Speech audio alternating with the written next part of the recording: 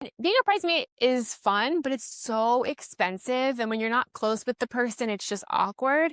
So I came home and I was venting to my roommate about this. And she was like, well, duh, Jen, they're asking you because you're a professional.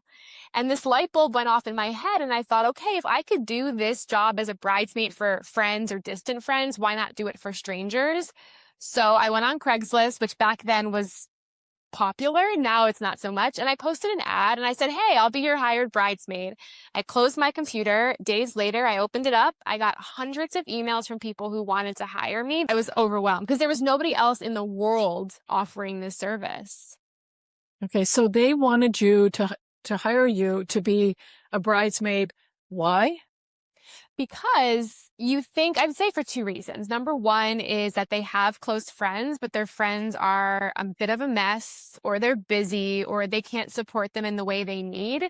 And then camp number two are people who don't have close friends, which sounds so weird, but if you think about it, not everyone has a best friend, or your best friend and you have grown apart, or life's just a little weird. I mean, I personally have been through stages where I don't really have a lot of close friends. I feel so grateful now at 38 to have solid best friends, but in my late 20s, when I distanced myself from a lot of my Florida friends and had to make new friends, like I didn't have best friends. So it's actually not as weird as you think.